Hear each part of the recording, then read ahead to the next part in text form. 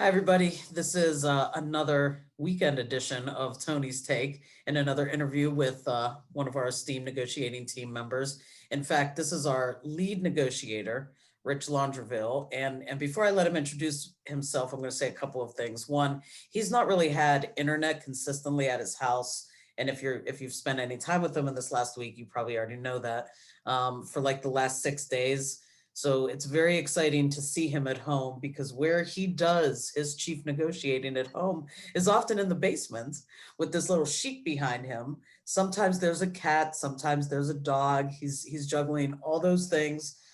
So he doesn't let us look at all of his kids' toys in the background or anything like that. He just keeps the sheet up. So, Rich, why don't you kind of introduce yourselves? Introduce yourself. Hi, Tony. Hi, Thank Rich. you for talking with me. I'm Rich Londraville. I've been in the biology department since '96, so this is my 25th year.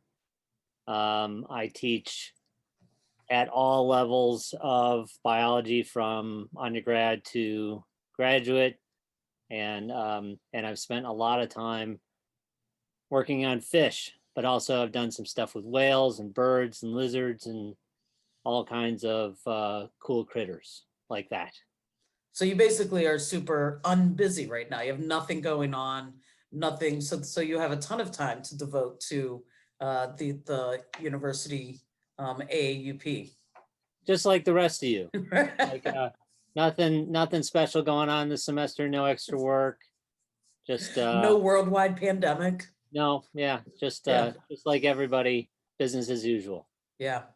All right, so let's jump right in so I can get you back to your family. One of the questions that I keep getting is just, how are things going? It's just this generic, like, how are things going? And I never know how specific to get. So I'm wondering if just one of your colleagues said, Rich, how are things going? How would you characterize things thus far and maybe even into the next few weeks? So I'm not happy about how things are going. I am generally an optimistic person, I think. Before we started negotiations, we were approached by the administration team. They said that they were interested in streamlined negotiations. They weren't interested in any more bad press. And I thought that was a really good sign. That's what we're interested in too. When we actually got to receive proposals from the administration, I think all of us were various degrees of shocked. And when we challenged them about, like, do you guys really want a deal? What's going on here? They have to be knowing that they're proposing things that we are just never going to accept. And we don't get what I consider substantive or serious answers. So I think we are really far apart. I think that the administration really does care about the university and really does want the university to succeed. No more so or less so than faculty. I think faculty really care about the future of this university and want it to succeed. We disagree fundamentally on the path forward and how do you make that succeed. You can make a fair argument that this is a bad time for all universities. So you got to make choices like anybody else would have to make choices. We fundamentally disagree with the choices that they're making. We think that they are endangering the future of this university and the mission of this university. They disagree.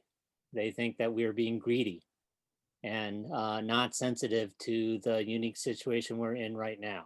So that's where we're at, and we're not moving far past that. So, Rich, something you said made me think about, I think numbers actually you provided us over the last couple of months of working together. How many faculty have we lost over the last, let's say, 2, 3 years? So, when we'd start thinking about these reductions in force, and we obviously know about the most recent reduction in force, because that's what we called it, but there were two like voluntary retirement programs even before that, weren't there? Yeah. So we went from a guesstimate of however many to now a certain number. Do you know what those numbers are around what that trend has been? Sure. So our most recent peak last 5 years or so Okay. was in the 700s in terms of number of faculty in the bargaining unit, And right? that means tenured, tenure track, non-tenure track, That's correct. bargaining unit faculty, BUF. That's correct. And that's who Okay. we represent. After the RIF of this summer, we're at 418.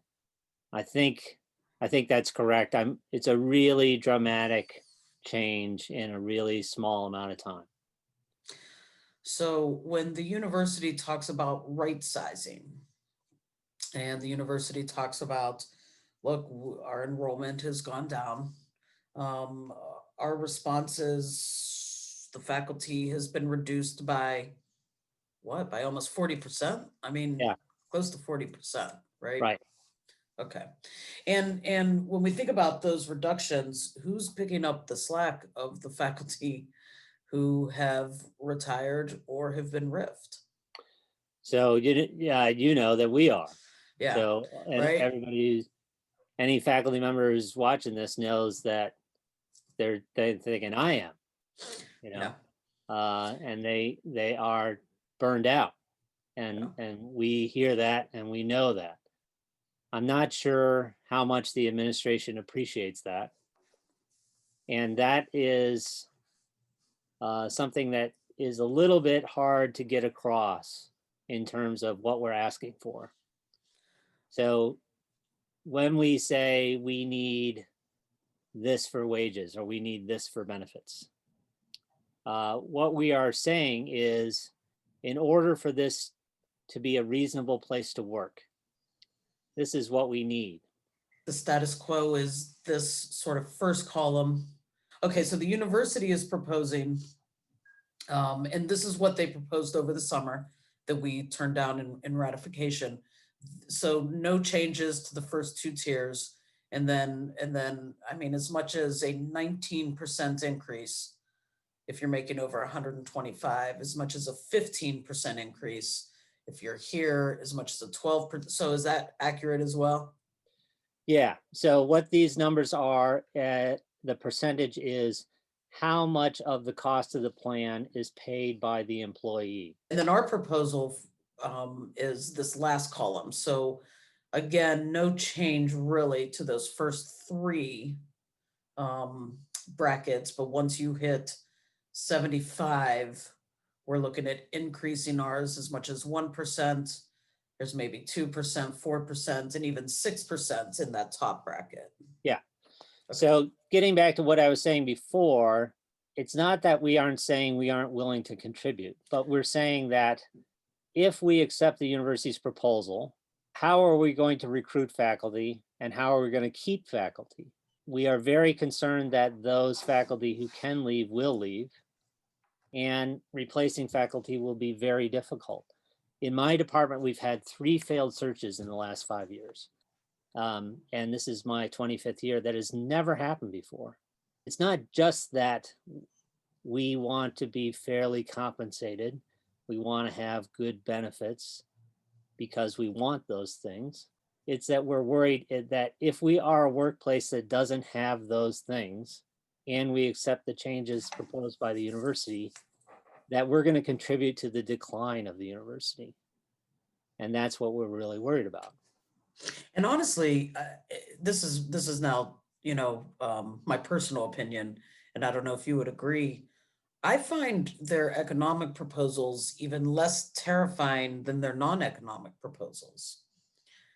Article 15 in particular, as a tenured faculty member, and I'm not going to put it up, it's already up on our website if you guys want to go look at it.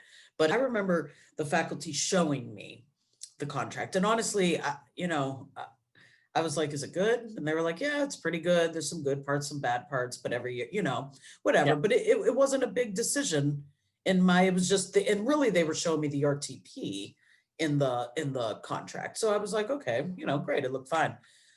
I don't know in good conscience that I could recruit a faculty member and show them.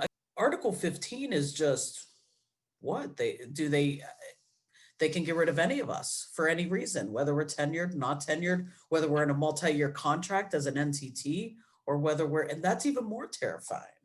It is. I mean, if you think about your history at the university or my history at the university, we have a tradition in that we try to protect untenured people because they're more vulnerable, right? And we try to Mhm. protect them in terms of their time and how outspoken they should be until they get the protections of tenure. Under this proposal, you're actually more vulnerable the more senior you are, because one of the things that they can consider is how much money do you make? And just by being here longer, you're going to make more money, and you are more vulnerable than someone who just came in. And to your other point, if you think you have PhD students, I have PhD students, right?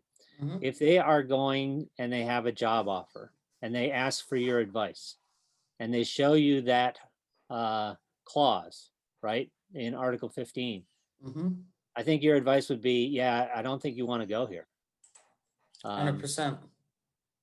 It's And terrifying. yes, I don't know what tenure means under that proposal. And And even I don't even know what a non-tenure multi-year contract would mean under their yeah, proposal. I've become much more sensitive to non-tenure track issues while doing this. And I'm sure you have too, if you've not yes, already. I wasn't particularly sensitive to NTT issues because the psych department, we don't as a practice have NTT folks, so they're just not on my radar. But I've realized, the benefit of a multi-year contract as an NTT person is also out the window by their Article 29 proposal in that first section. yeah, you're absolutely right in that the university's position is that they can release NTT faculty at any time during a multi-year contract if their needs change. Um, and we are getting questions from our members in that, what does a multi-year contract mean?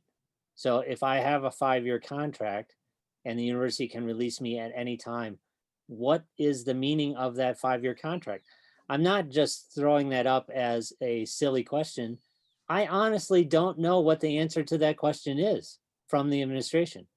Why would you enter into any kind of agreement where you are prohibited from being employed anywhere else during 5 years? And in return, what you get for that is we can release you at any time. With a 45-day notice, Rich, don't That's forget. right. Yeah, let's be fair. Yeah. All right, so I've gotten some criticism that we just aren't willing to make any concessions, as we've already talked about a little bit. From my understanding, so people are saying, why are you asking for a raise? Um, we have this like trigger language, I think our attorneys call it, right? So Yeah, we're not asking for a raise if certain conditions happen. Is that correct? that's correct. So the university is very concerned, reasonably, about the future because of the effects of the pandemic. And they find it very hard to predict what their revenues will be because of that pandemic. And being sensitive to that issue, we put in language that says, okay, if the worst case scenario happens, or even a bad case scenario happens that you are concerned about, then we will be willing to take no raise. But if in fact that does not happen, we are asking for a raise. And certainly we've had, anybody who's been at the university in the last 10 years has had the experience of a massive budget shortfall being predicted when the budget comes out, and then by the end of the year it disappears or is greatly lessened. And so the university does not have credibility in their ability to predict, even though we recognize that it's a pandemic and it's going to be more difficult this year. So we're accounting for that problem and saying, okay, we will only take a raise if these conditions are met, conditions that are positive for the university. I'm looking at their proposal. they want us to take basically a 3%, 4%, 5, so a condition, not a conditional, kind of a hierarchy, what's that word? A progressive pay cut, depending on how much you make. And they don't want to give us any trigger language. Is that correct? Like, this is just what they want. Well, there's trigger language, but it's a trigger in the opposite direction. So they're saying that we want you to take for a calendar year, no matter when the contract is settled, for a calendar year that you will take a wage decrease. And then in years 2 and 3, if it is a 3-year contract, you would be subject to any decreases that are imposed upon non-represented employees. So if the non-bargaining unit employees take another pay cut after this, we have to take the same pay cut, and we can't bargain over that. That's their proposal. Okay, wait, let me make sure I'm understanding this. So what is the point of being represented? I mean, like, what, like, I pay dues every month. I feel very well represented, quite honestly. What is the, if we are being offered, I use that word a lot, what, Yeah. what's the point of being represented? Well, this is when we're talking about philosophy and trying to understand what's going on. This is one of the things that's very curious to me, because they're asking us to give up our bargaining rights, and they have to know at some level that we're never going to accept that. So why propose it? I mean, we could propose, hey, give everybody a 50% raise, but we're not going to do that, because we just know that that's not responsible. And that would mean that the other side thinks that we're not serious. And that's what is hard to understand. If you got hired before 92, you are told that upon retirement, you have this benefit for your dependents. Now they're being told that we are going to eliminate that benefit. And some of these people are just getting that notice, having retired this summer, or going to retire as of January. So you could be in a situation as a retiree that you're planning on this benefit to cover your husband or wife when you retire. And now you have to buy that insurance for your husband or wife when you retire. And it's not cheap. It's one example I saw was $6,000 a year. So now you're going into a situation when you're in fixed income and somebody just took $6,000 away from you. So this is something we have resisted for many previous contracts. It has been eliminated for the other bargaining unit employees. And we are the last bargaining unit to keep this benefit. We have said that we are willing to terminate this with a phase out of the program. So we give our retirees at least some notice and some ability to shop around and make some plans. The alternate proposal from the university is you get 3 months. These concessions that we have proposed are millions of dollars. This is a lot of money. So when we are faced with the criticism of you guys aren't taking any concessions, it's just not true. We are offering up millions of dollars in concessions, and they're not being accepted. I have a really good friend who I'm in close contact with, who's part of this group, and she had mentioned that part of the package when she was hired, and part of the compensation for her abysmal starting salary was that this was a way to really get good, solid academics and researchers here, even though the pay wasn't competitive with other universities. And she said that was one of the primary reasons she took this position, was because of this retiree dependent healthcare benefit. Rich, a couple of people yesterday at the chapter meeting asked why even try to negotiate a new contract right now? What would be the harm in just sort of a stay in place, at least for another year? Let's see what happens with the pandemic. We're living in this crazy uncertain time. Why even Why can't we just keep it the same at least for a year? So we had a set of conditions for working at the University of Akron that was not ratified in August. That would have been a 1-year extension. That is similar to what other bargaining units on campus have done, like the Fraternal Order of Police, etc. But that was not ratified. Our current contract ends at the end of December, this coming December, 12/31/20. And therefore, we are obliged to undergo negotiations, and that's what we're doing right now, for a new contract. So just continue the old contract. That is not on the table, quote unquote, on the table, and that is not an offer being made from either side. There are particular articles that the administration has offered to continue into the next contract. We've talked a lot in other videos about what 15 and 29 are, and we don't think it's in our best interest to continue under those conditions because there are fundamental disagreements about how to interpret those articles that came up during arbitration. For both sides, negotiating a contract is expensive. It's expensive in terms of lawyer fees. It's expensive in terms of employee time.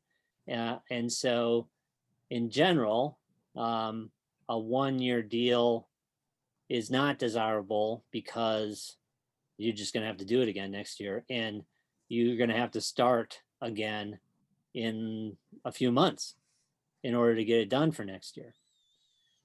So both sides are interested in at least some kind of stability and knowing what the terms and conditions of employment are for 3 years at a time.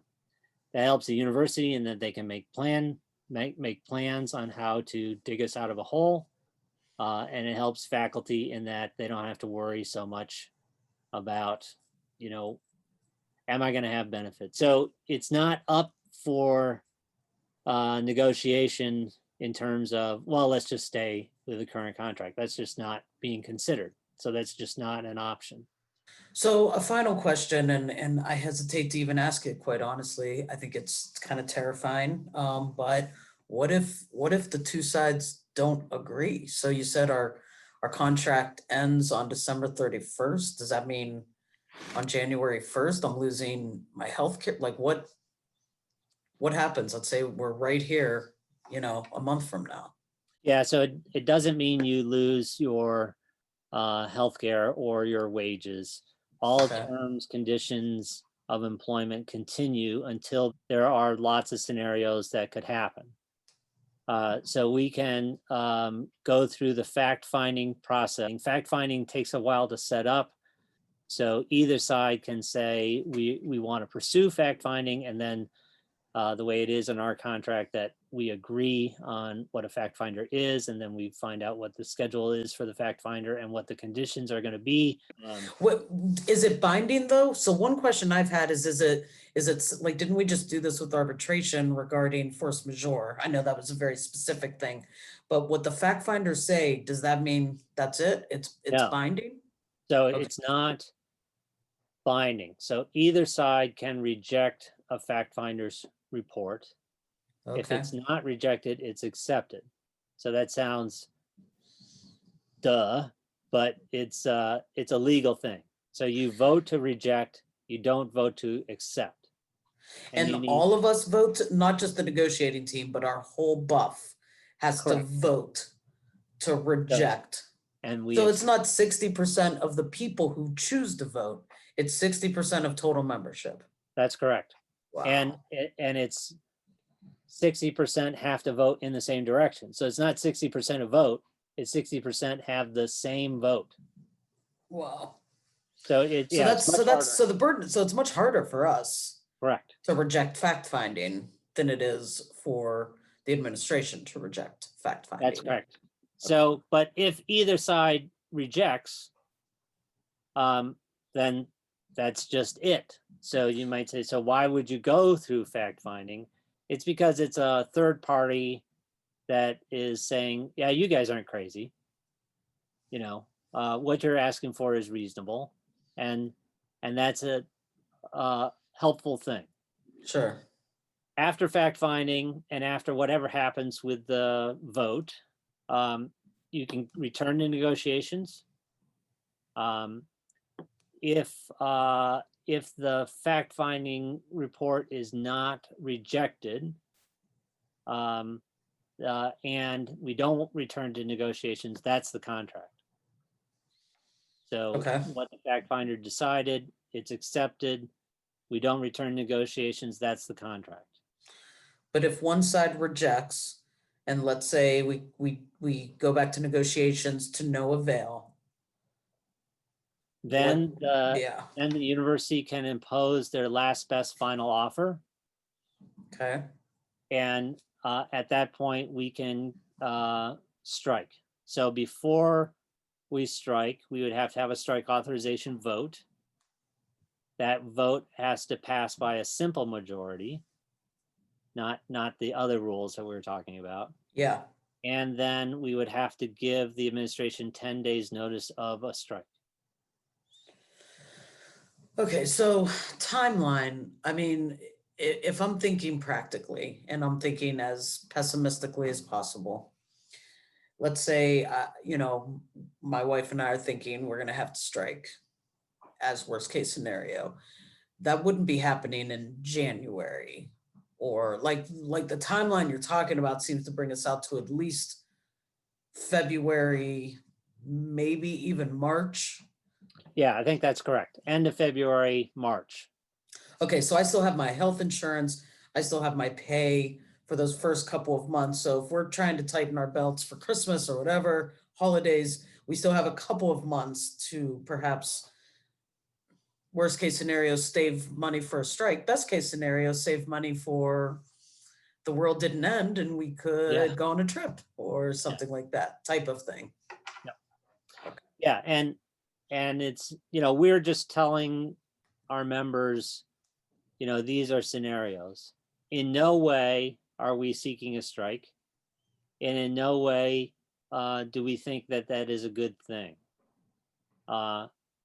So what the union likes to say, and I think it's accurate, I don't want to strike, but I will. Yeah. Yeah, I could appreciate that. So, again, for those of you who are still listening, we know this went a little longer than we wanted to, but these are really, really complicated issues. And Rich and I, well, Rich lives, eats, and breathes these issues. I just live and eat them. I don't breathe them. But Rich, is there anything else that you feel like you want to put out there at this point? Just that the negotiating team is working really hard. So I've gotten a lot of messages of say, to me, thank you for the time you're putting in. And I'm undoubtedly putting in time. But Toni and Ed and Bill and Stephanie and Jessica and Sandy are also putting in a huge amount of time, as much or more than I am. And they all bring a different set of skills to this team, and I really appreciate that. In that, in no way, other than having the title chief, am I in charge. I really rely on all those people correcting my mistakes and giving their input and doing extra things like this video. So if you see any of these people virtually or in person, please tell them how much you appreciate them. Rich, you are humble to the end, and we all know that whether you know it or not, you are probably one of, if not the most conscientious person I've ever met, dotting your I's and crossing your T's and leading us into an area that I never thought I'd be going into. This is not something I aspired to do when I was a brand new psychology faculty member. Like, this is just not where I thought I would end up. And Yeah, you've well, made that. none of us did. And I'm glad you're recording this because I want to play that little bit for my wife next time she yells at me for not loading the dishwasher correctly. Yeah, But, you could, yeah, you have lots of cred with us, but how we have cred with our wives is yeah, a that's, totally different ballgame. yeah. Um, well, I mean, you bring up a good point in that I think all of us just want to do our thing, right? We want to do a good job with our students. We're interested in our area because we're all nerds about our thing, and we went to school forever, and we want to just do that. None of Yeah, us want to be thinking about retiree dependent health benefits. We want to be thinking about our thing, yeah, and we're all working to get back to that point.